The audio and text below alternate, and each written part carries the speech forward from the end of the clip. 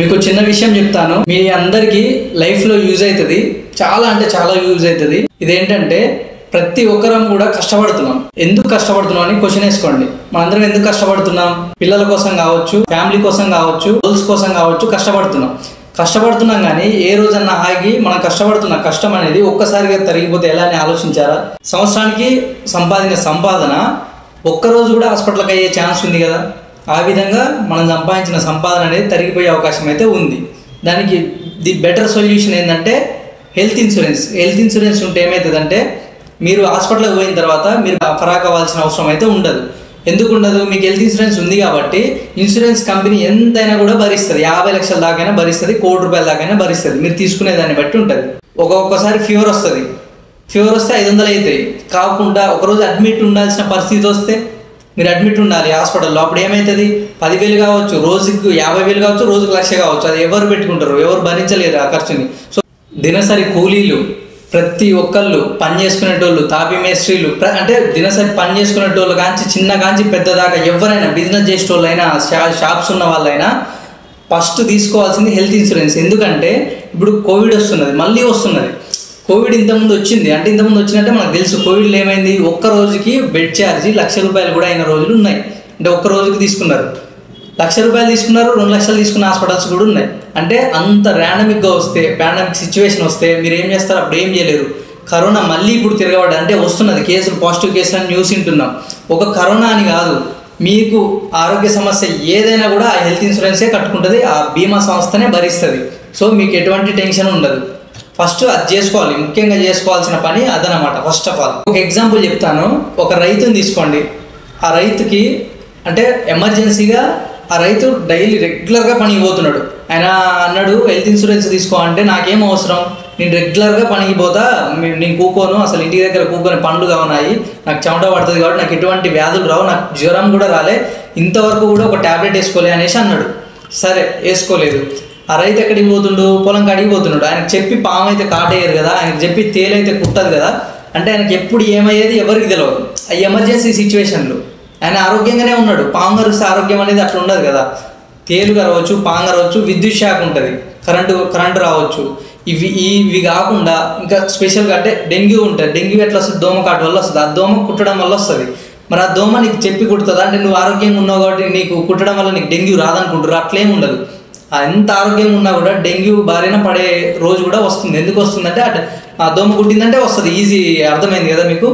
ఇట్లా emergency situations, road accident ఏదైనా కావచ్చు ఎమర్జెన్సీగా. ఈ ఎమర్జెన్సీ సిచ్యువేషన్స్ నుంచి మొత్తం మనం కాపాడుకోవాలి అంటే హెల్త్ ఇన్సూరెన్స్ ఖచ్చితంగా ఉండాలి.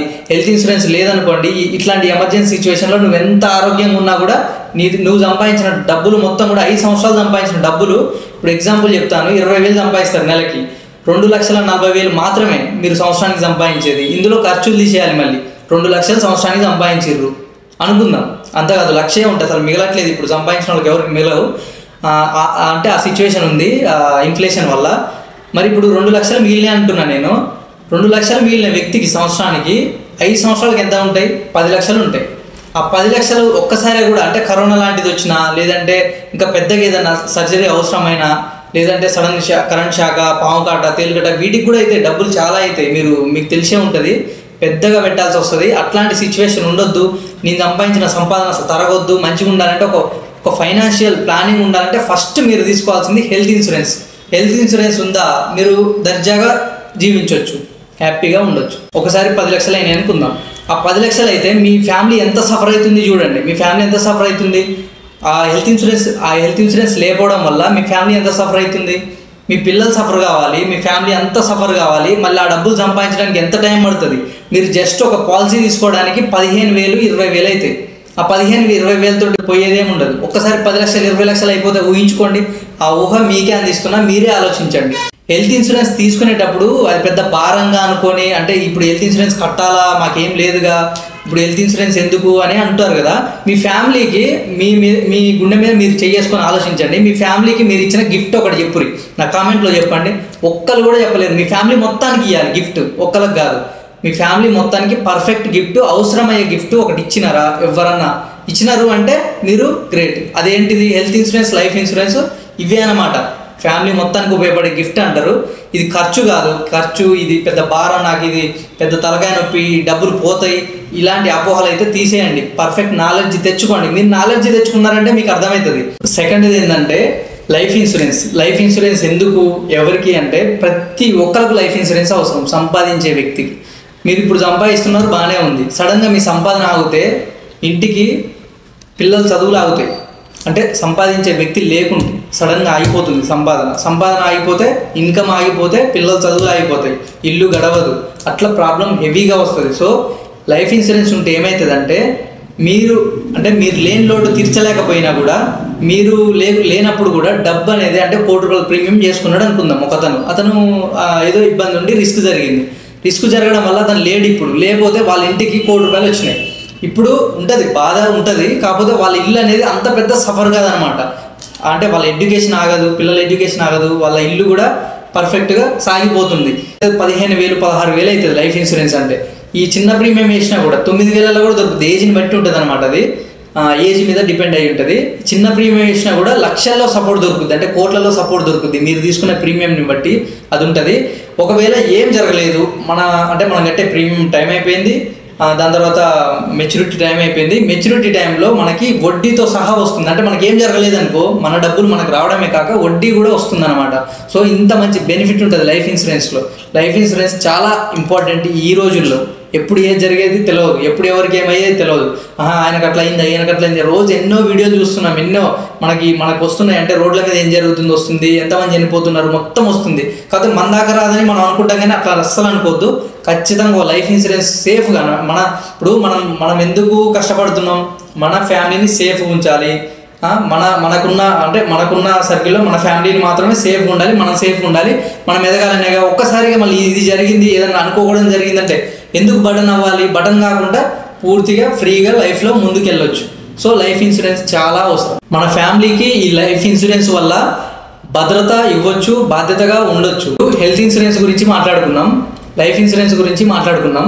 ఇప్పుడు పొదుపు మాటకు వస్తే, పొదుపు ఎక్కడ చేస్తున్నారు, మీకు ఎంత నాలెడ్జ్ ఉంది, ఎంత నాలెడ్జ్ తోటి ఎక్కడ మీ ఇన్వెస్ట్మెంట్ ఎక్కడ పెడుతున్నారు అంటే మీరు ఎఫ్డీలలో వేస్తున్నారు.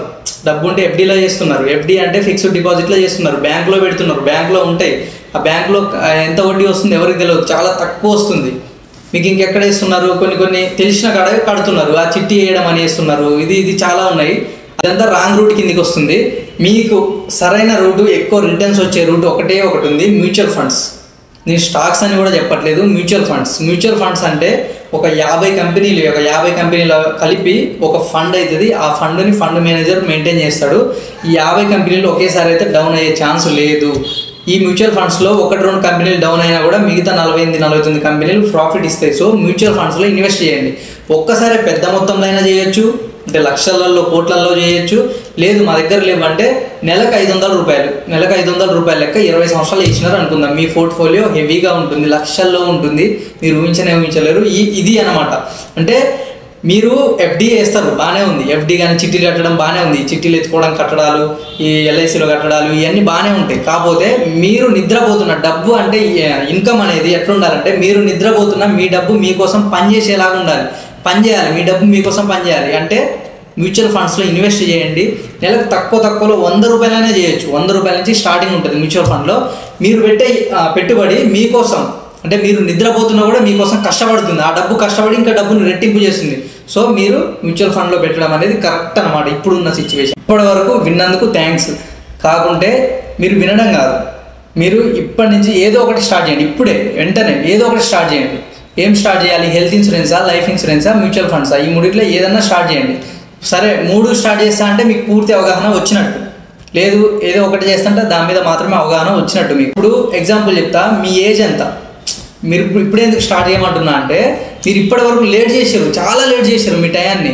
మీరు ఎప్పుడో చేసి ఉంటే, ఈ పని ఎప్పుడో చేసి ఉంటే మీ లైఫ్ ఇలా ఉండదు. ఎప్పుడో చేసి ఉంటే మీ లైఫ్ కొంచెం బెటర్ ఉంటుంది. అంటే మీరు చాలా టైం వేస్ట్ చేసినారు. మీ ఏజ్ ఎంత మీరు ఆలోచించుకోండి. మీకు ఇప్పుడున్న సిచ్యువేషన్ ఏంది, ఉండాల్సిన సిచ్యువేషన్ ఏంది, మీ గోల్స్ ఎందుకు ఉన్నాయి, గోల్స్ ఇంకెందుకు ఫుల్ఫిల్ కాలేదు అనేది మీరు క్లారిటీగా మీకల్లా మీరు ప్రశ్నించుకోండి. మీకే అర్థమవుతుంది. తీసుకునే నిర్ణయం, మనం తీసుకునే ప్రణాళిక వాళ్ళ జీవితాన్ని కాపాడుతుంది. సో ఇప్పుడే స్టార్ట్ చేయండి. All the best.